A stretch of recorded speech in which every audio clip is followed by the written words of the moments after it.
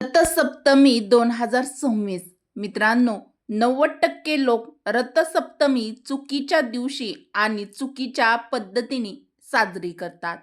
म्हणून पूजा करूनही त्यांना परिणाम दिसत नाहीत, त्याचं शुभफळ मिळत नाही.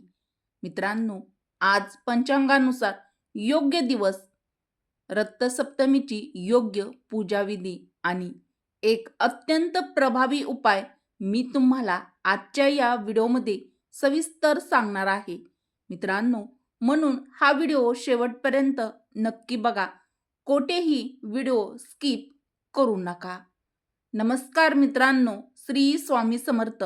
रथसप्तमी म्हणजे केवळ एक तिथी नाही, एक सण नाही, तर सूर्यदेवाच्या उपासनेचा अत्यंत पवित्र असा हा दिवस आहे.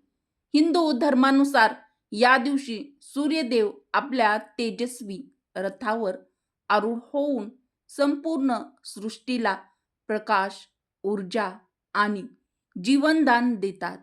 भविष्य पुराणात असा उल्लेख आहे की आदिती आणि कश्यप ऋषींचे पुत्र असलेल्या सूर्यदेवांचा जन्मदिवस म्हणून आजच्या दिवशी रथसप्तमी हा सण साजरा केला जातो, अशी आपल्या हिंदू धर्मामध्ये मान्यता आहे. रथसप्तमी नेमकी कोणत्या दिवशी साजरी करायची? मित्रांनो, अनेकांच्या मनात हा गोंधळ असतो.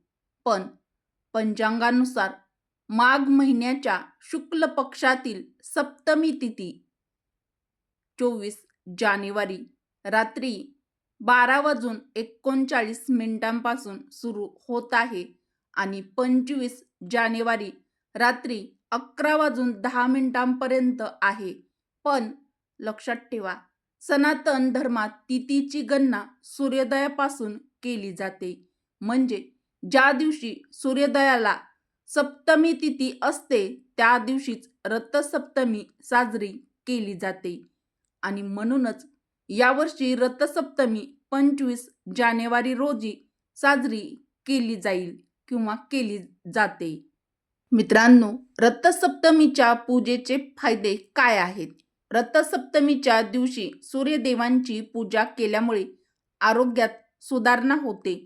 शारीरिक आणि मानसिक त्रास कमी होतो. गंभीर रोगांपासून, आजारापासून मुक्ती मिळते. सौभाग्य वाढतं. धनप्राप्ती होते. पापक्षय होतो. सूर्यग्रह दोष शांत होतो.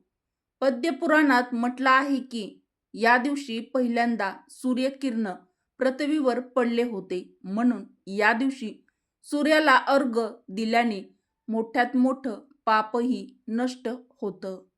चला जाणून घेऊया रथसप्तमीची पूजाविधी अगदी सोप्या शब्दात. सकाळी लवकर उठा, नंतर आंघोळ करा. जर तुम्हाला शक्य असेल तर आंघोळीच्या पाण्यात 2 ते 3 थेंब गंगाजल टाकून त्या पाण्याने आंघोळ करा. मित्रांनो, सूर्याला अर्घ्य कसे द्यायचे? तांब्याचा तांब्या घ्या. स्वच्छ पाणी घ्या. त्यात हळद, कुंकू, अक्षदा, लाल फुलं टाका. पूर्व दिशेला तोंड करून म्हणावे, ओम सूर्यदेवाय नमः. 3 ते 7 वेळा हा मंत्र म्हणा. लहान मोठ्या सगळ्यांनी सूर्यदेवाला नमस्कार करावा व देवांची आरती करावी. रथसप्तमीला दूध उतू का जाऊ द्यायचं? यामागे काय रहस्य आहे? मित्रांनो, या दिवशी अग्निदेवांना दूध अर्पण करण्याची आपल्या हिंदू धर्मामध्ये परंपरा आहे. मग हे कसं करायचं? मातीचं छोटं भांड घ्या. सुगड किंवा खण घ्या. त्यात दूध, साखर, थोडेसे पांढरे तीळ, थोडे तांदूळ घाला. पूर्व किंवा उत्तर दिशेला ठेवा.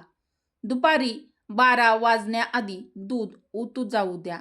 नंतर हळद, कुंकू, फुले अर्पण करा.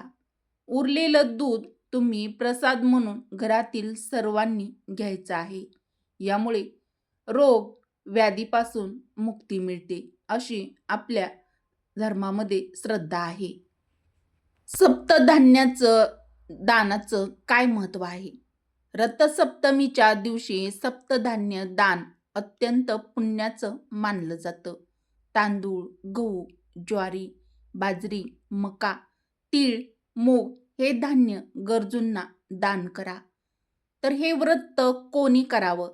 प्रत्येकानं हे व्रत करू शकता. ज्यांच्या कुंडलीत सूर्य कमजोर आहे, ज्यांना वारंवार आरोग्याच्या समस्या येतात, संतान प्राप्तीस काही अडचणी आहेत, त्यांनी हे रथसप्तमीचं पवित्र व्रत आवर्जून करावं. तर या व्रताची पूजा मांडणी थोडक्यात बघूया. तुळशीजवळ दिवा लावा. सूर्यदेवांची रथात बसलेली रांगोळी एका पाटावरती काढा. लाल पिवळे फुल अर्पण करा. गूळ किंवा तिळगुळ नैवेद्य म्हणून ठेवा. आदित्य हृदय स्तोत्र सूर्याष्टक पठण करा. मित्रांनो, रथसप्तमी हा केवळ सण नाही, तो आरोग्य, ऊर्जा आणि पाप क्षयाचा महासंयोग आहे.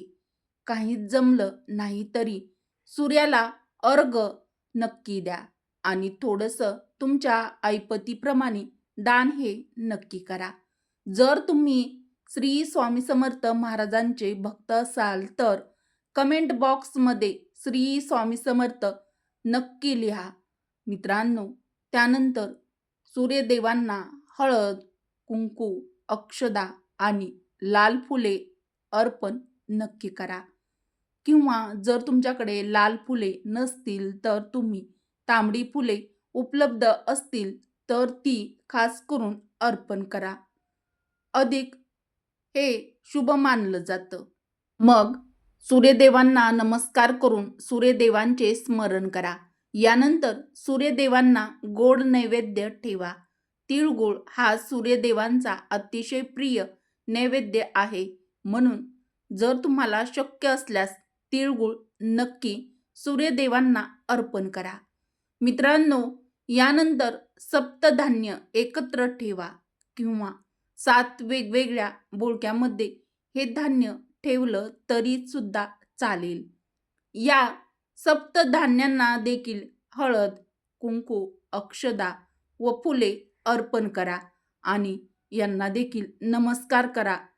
कारण मित्रांनो, आपल्या हिंदू धर्मात अन्न हे पूर्ण ब्रह्म आहे असं मान्यता आहे. म्हणून या सप्तधान्यांची पूजा करणं अत्यंत पुण्यकारक मानलं जातं. यानंतर दिवा आणि अगरबत्ती ओवाळून सूर्यदेवांना नमस्कार करा. मित्रांनो, यानंतर आदित्य हृदय स्तोत्राचं पठण करावं. जर ते शक्य नसेल तर सूर्यकवचम स्तोत्र किंवा सूर्य अष्टक यापैकी कोणतंही स्तोत्र श्रद्धेने तुम्ही म्हणू शकता. तर मैत्रिणींनो, या रथसप्तमीच्या सोप्या पूजेचे अद्भुत फायदे बघूया. मित्रांनो, ही रथसप्तमीची पूजा मांडणी जरी सोपी असली तरी तिचा प्रभाव, तिचे फायदे खूप मोठा असतो. आयुष्यात यामुळे सकारात्मकता येते. घरातील आजारपण कमी होता. मानसिक ताण दूर होतो. सूर्यदेवांचे कृपाशीर्वाद मिळतात. पुण्य, आरोग्य आणि तेज प्राप्त होतं.